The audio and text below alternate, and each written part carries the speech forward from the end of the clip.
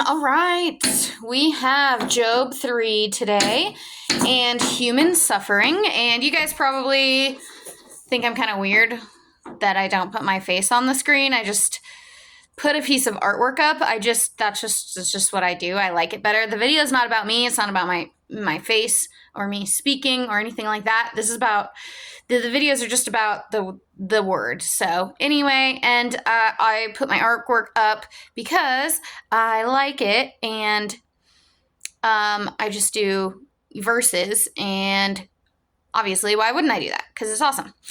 Anyway, I have this verse up today, and it is in Psalm 25, verse 1. Anyway, moving on, we've got Job 3 and human suffering, and Sam is in the background making noises, banging things around, tapping on things, and might make really loud squeaky noises, just so you know. Anyway, it's just me and Sam, and so time to record this video. Hope it goes well. Hopefully it goes well. Okay. Job 3 is chapter 3. Is extremely thought-provoking and brings up a lot of questions, but mainly for me, it brings up the question of human suffering. Job begins the chapter by cursing the day he is born. He is obviously very upset, and in chapter 2, the chapter before, he has lost everything. His wife has told him to curse God and die, and he is now covered in boils from his head to his foot. So everything in his life that gave him any sort of comfort, even his health, is gone now.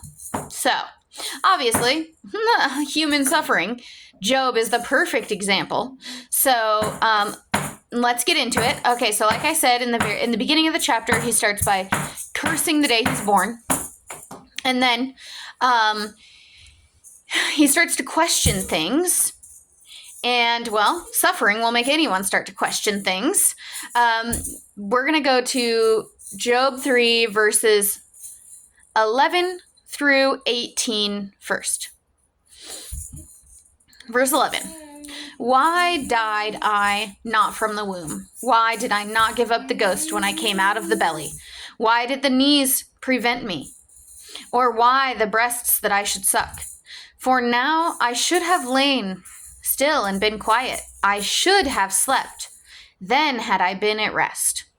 With kings and counselors of the earth, which built desolate places for themselves, or with princes that had gold, who filled their houses with silver. Or as a hidden untimely birth, I had not been, as infants, which never saw the light. There the wicked cease from troubling, and there the weary be at rest. There the prisoners rest together. They hear not the voice of the oppressor. I'm going to attempt to explain these verses, even though it's really hard. And I read the entire chapter through the concordance at thekingsbible.com. But anyway, it's very complex, and to put it into a video form and a script, it's hard. So anyway, I'm going to do the best that I can. And the living word is circular, by the way. So it will continue to explain itself and then come back around again. And you see that a lot in Job, in the chapters in Job, and a lot of chapters in the Bible. But anyway, okay, so verse 13 says that he should have been still and quiet after being born and nourished, which happens in verses 11 and 12. For if he was still and quiet, then he would have been at rest with the kings and the counselors and princes of the earth that have silver and gold, but have built desolate places. So what I'm seeing here is a false sense of security. Riches can build lots of things in life, all of which can be taken from you and burned to the ground. And that seems desolate and like a false reality. or false sense of security to me.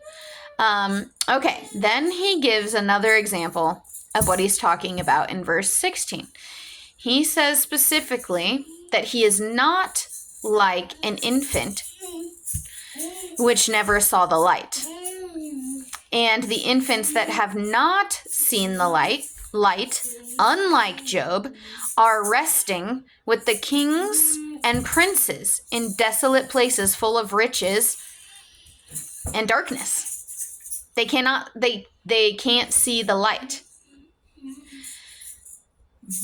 So let's just read it again real quick before I continue, okay? All right, so, okay, why died I not from the womb? Why did I not give up the ghost when I came out of the belly? Why did the knees prevent me? Or why the breasts that I should suck? So here he's born, and, excuse me, and then he's nourished. He's saying, why? And then,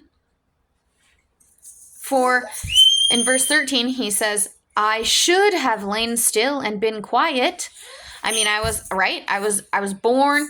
My knees didn't give out. I can walk. Oh, there goes Sam. And I should have been able to sleep and been at rest, right? But he wasn't. And so the kings and the counselors are resting.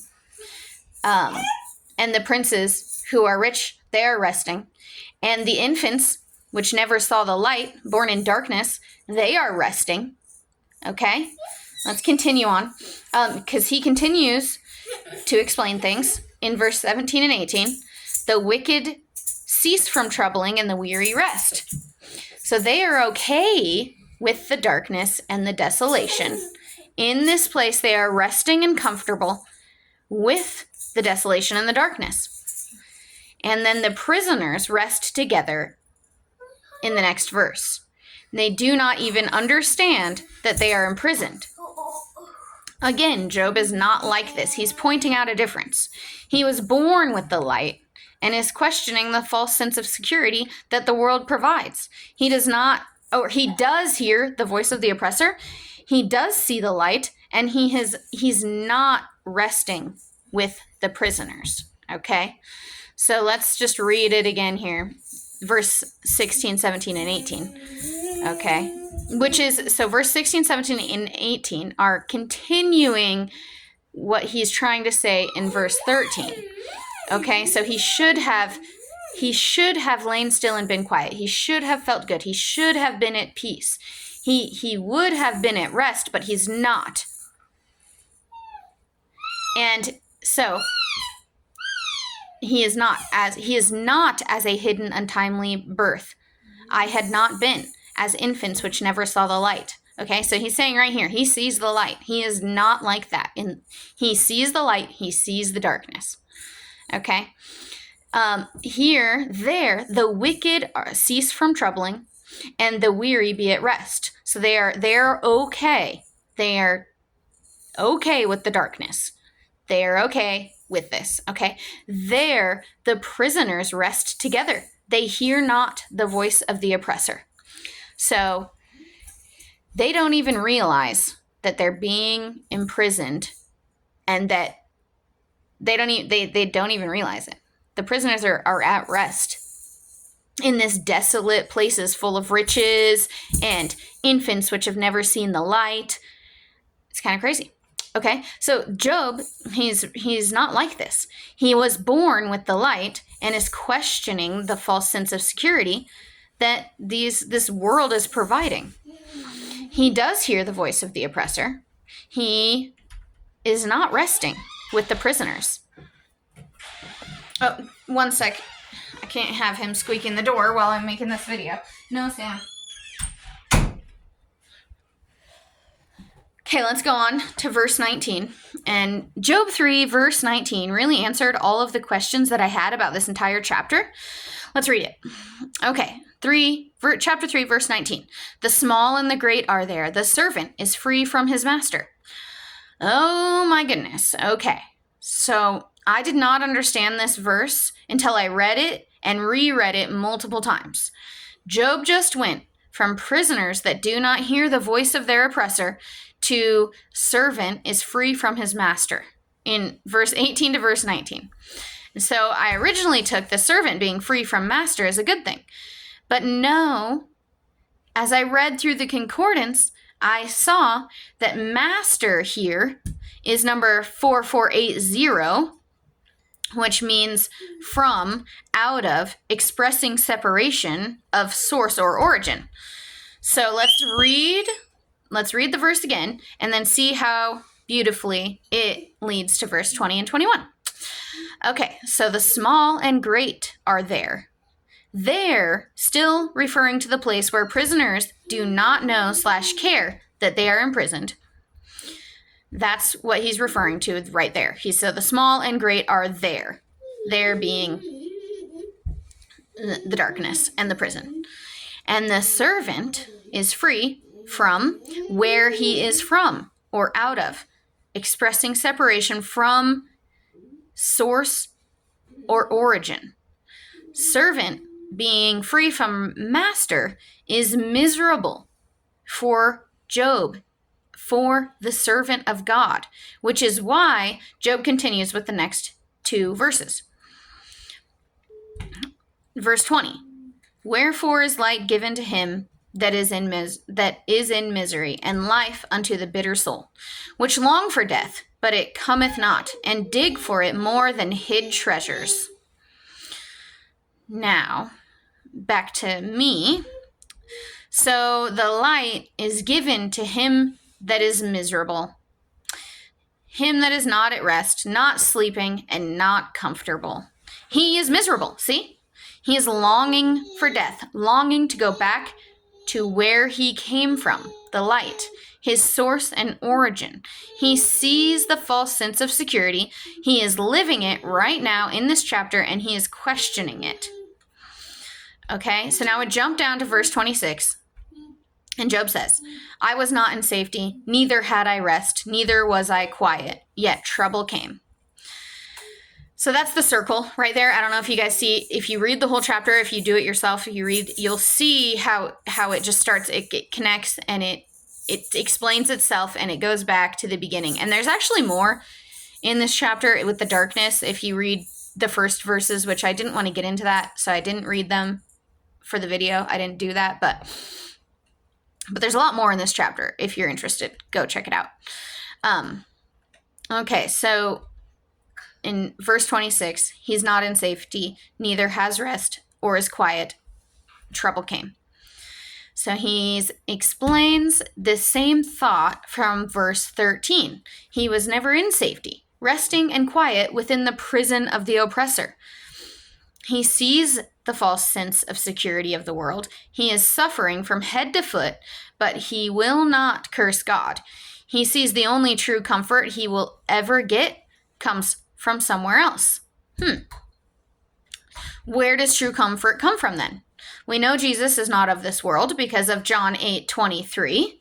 Other verses also refer to this, but for now we'll just read John 8:23, which is, and he said unto them, this is Jesus, ye are from beneath, I am from above. Ye are of this world, I am not of this world.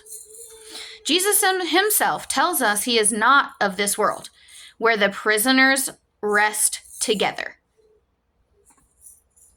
Okay? So the questions I will leave you with are, where does your comfort come from? Where does your suffering come from? Are you comfortable being from beneath? Or are you looking for what comes from above that is not of this world? We need to understand the darkness of this world so that we can understand the light. Satan targeted Job, by the way. Satan targeted Job because he was an upright servant of God. So again, I ask you, where does your suffering come from? Do you blame God? And if you do blame God, then where does your comfort come from? Does it come from Satan and a world full of darkness and desolate places?